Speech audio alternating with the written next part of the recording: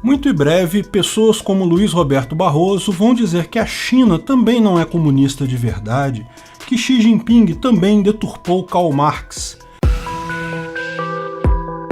Esse é o Visão Libertária, sua fonte de informações descentralizadas e distribuídas. Em 1992 foi publicada a obra máxima do historiador Francis Fukuyama, denominada O Fim da História e o Último Homem, em que o célebre escritor discorria sobre a derrocada dos sistemas totalitários como o fascismo e o comunismo, e a ascensão inconteste do sistema liberal. Como foi uma ideia trazida na esteira da queda da União Soviética, a tese de Fukuyama continha, a princípio, um certo charme e apelo intelectual. Mas os anos seguintes trouxeram novos desafios que contestaram a liderança da economia de mercado. Sem sombra de dúvidas, a potência antagonista que mais se destacou neste período foi a China comunista, com sua economia pavimentada por um dirigismo estatal totalitário. Essa ascendente trajetória chinesa trouxe aos partidários do estatismo a esperança de que a China, enfim, superaria os Estados Unidos em curto espaço de tempo, demonstrando que o socialismo, o comunismo, na verdade, é superior ao livre mercado. Uma dessas esperançosas previsões veio do Centro de Pesquisa em Economia e Negócios, uma entidade inglesa que estimava que, em 2033, a China já se tornaria a maior economia do mundo. Na verdade, tão grande foi o entusiasmo dos partidários dessa tese que a mesma instituição voltou a revisar seus dados no final de 2020, dessa vez declarando que a economia chinesa já ultrapassaria o PIB americano em 2028. A China não para de produzir bons números, mesmo após uma pandemia que mutilou o restante das economias do mundo todo. Muitos questionam, inclusive, se tais números são verdadeiros. Em um sistema político monolítico, sem oposição, não há quem conteste ou desminta os dados oficiais dentro do próprio governo chinês. Portanto, estes podem ser manipulados à vontade. De qualquer forma, é inegável a melhoria da economia chinesa e a situação de destaque que o país parece ter cada vez mais no cenário mundial. O quadro todo parece até aqui muito promissor para os socialistas. Logo, o que poderia dar errado, não é mesmo? E a resposta é tudo. Mesmo considerando que os números sejam verdadeiros, a China entrou em uma armadilha que pode ser catastrófica. Primeiro, é necessário esclarecer uma importante questão aqui. Qual é o cerne das décadas de crescimento econômico chinês? Alguns poderão afirmar que foi o investimento em tecnologia que multiplicou os índices de riqueza chinesa, que a economia do século XXI, de modo geral, gira em torno de software e hardware. Outros podem dizer que foi justamente devido à abertura do seu mercado, a ter implementado o capitalismo aberto ao mercado, como Deng Xiaoping fez nesses últimos anos, embora a sociedade como um todo continuasse sendo dirigida com mãos de ferro pelo partidão. Na verdade, a vantagem que a China usufruiu e lançou o país às alturas veio de uma combinação de vários fatores, mas está atrelado essencialmente à questão do bônus demográfico. O bônus demográfico pode ser entendido como uma janela de tempo em que um país possui a maior parte dos seus habitantes em idade produtiva, geralmente dos 15 aos 64 anos. Nessa janela de tempo, os indivíduos estão trabalhando, aprendendo novas habilidades, o que resulta sempre numa maior prosperidade geral.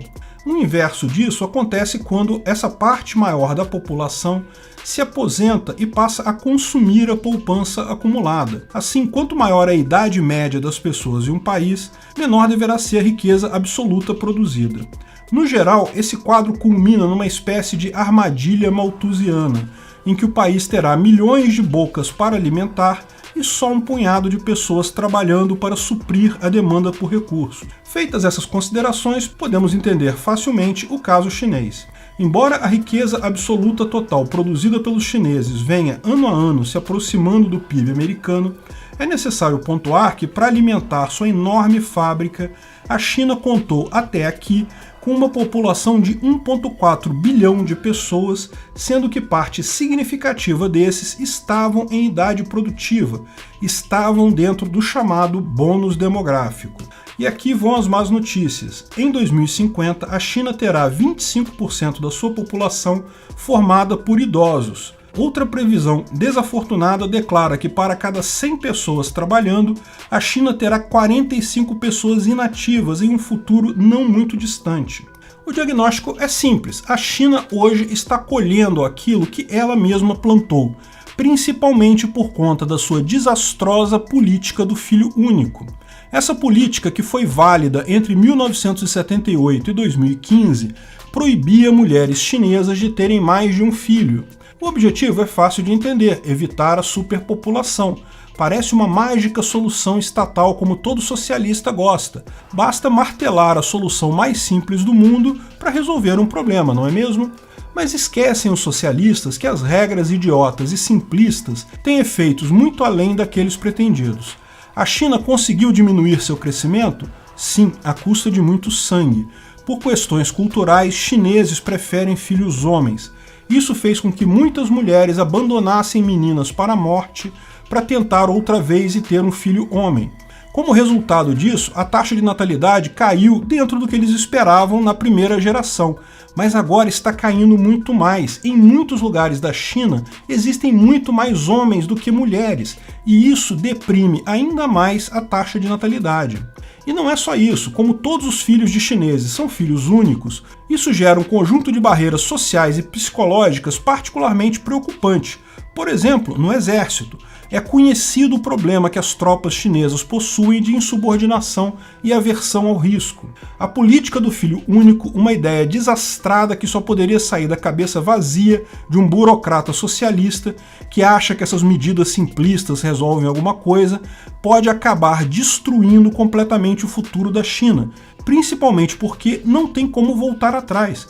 Mesmo que se permitam mais filhos por mulher agora, o tempo que vai levar para essa geração ter filhos e a próxima geração equilibrar o número de homens e mulheres vai ser enorme. Com isso, a China está chegando no final do seu bônus demográfico, está se caminhando para uma armadilha demográfica que pode ser fatal.